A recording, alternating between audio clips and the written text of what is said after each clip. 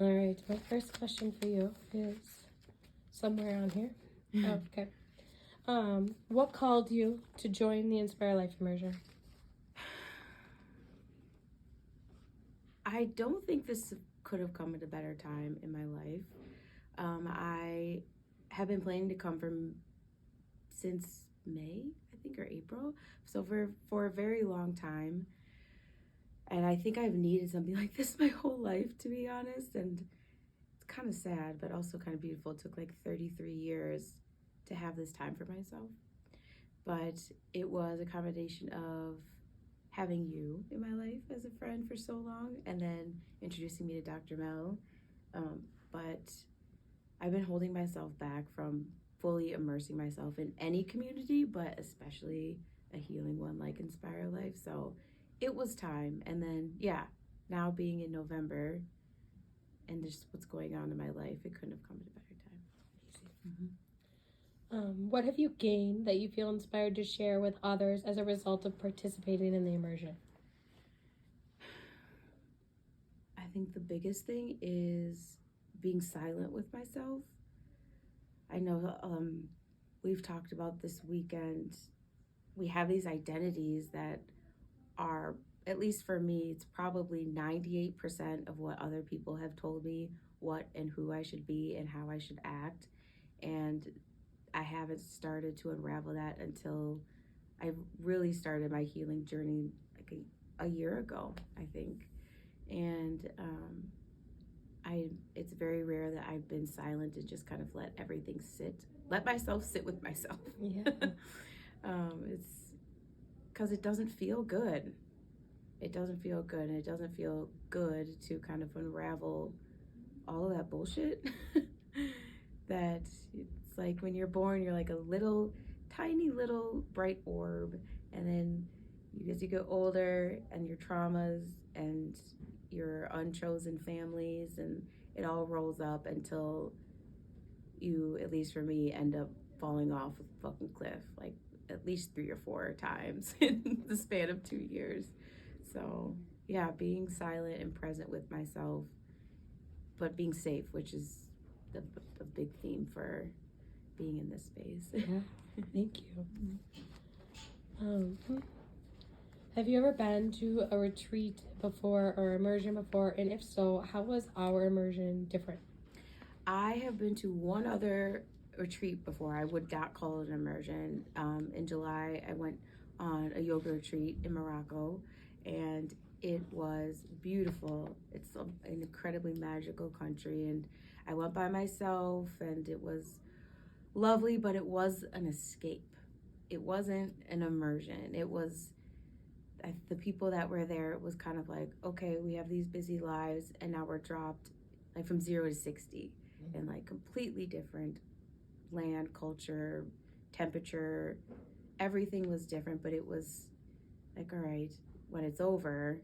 And also there was no work being done on yourself. Like, yoga is very inner healing and restorative, but there was no guidance through it. It was kind of assuming that people knew already how to orient themselves when they're there. And I somewhat did. I mean, when I have been practicing yoga, so when I was doing the classes, it was like that. But then when they ended, it was kind of just like, okay, party time.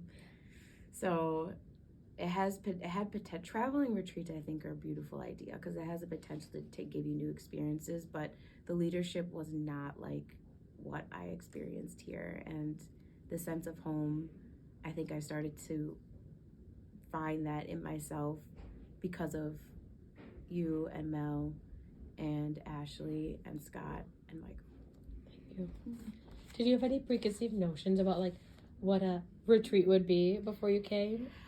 So, how did we go beyond that, or like what did we do that was different?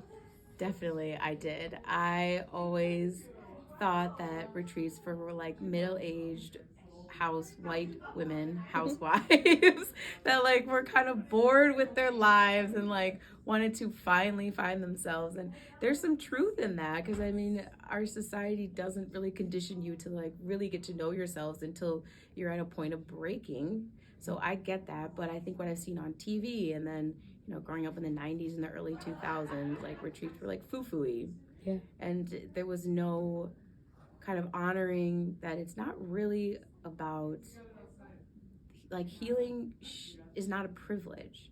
And especially, I wish there were more communities of color and there was more, like, I don't know the word, biodiversity in what healing means, because it's just, when people first think about it, they kind of have these preconceived notions. So yes, I did, but Inspire Life, I think knowing everyone on the team made it feel safe, and that it wasn't going to, I knew it wasn't going to be like anything that I had ever imagined or even seen. But and it wasn't, and I'm so grateful for that I couldn't really predict what's going to come next. Thank you. What would you share with others who may be curious about attending an immersion in the future? I'm sorry, what was it? What can I share? Oh, what would you share with others who may be curious about attending an immersion in the future? I think I would say follow your fear. Yeah. Because I was scared. Like, the day I left, I woke up and I was excited, but I was like, holy shit, I don't know what's going to come up this weekend. But that's like on a daily basis. And I've mentioned, like, I wake up in a panic, and I'm sure that other people maybe do, just like, as something as minuscule as, like, I don't know what's going to happen today, but also it should be like, what am I going to discover about myself today? But pushing through that fear, like with the holotropic breathing, that was fucking terrifying. That was like me having a blackout panic attack again. But having this space to push through that, it was like this incredible experience. I couldn't stop crying when I stopped, breathing like that. And then I realized, like, I have been suppressing emotions my whole life. Even when I was in the womb, because of generational trauma, I don't think that I even was healthy in an emotional sense then. So Wild. It's crazy. You think about it, like, we are in our grandmother's bodies, right? Yes. Like, they have the eggs within them, and their eggs already have the DNA that's going to create us. Right. And so your grandma was in her grandma's body. Yes. It's like, it makes sense. It makes perfect sense. Yeah. It's beautiful. Yeah, pushing through that fear, and it's not always, it's hard, and that's part of the reason I'm I'm nervous about going back home, because it is easier to that when you're in a safe environment. But I personally don't live in an environment where I feel safe a lot of the time, so it'll be a challenge to try and see how I can tap into that. Yeah. And just kind of, I don't know, like, block things out, but in a sense, generating that inner sense of safety. Yeah. Yeah. Exactly. Beautiful. Yeah. Anything else that you just want to say or express right now? I just want to say thank you to Dr. Mel and Jess and Michael and Ashley and Scott for allowing me to feel myself again, or maybe even for the first time, and to have provided such a beautiful experience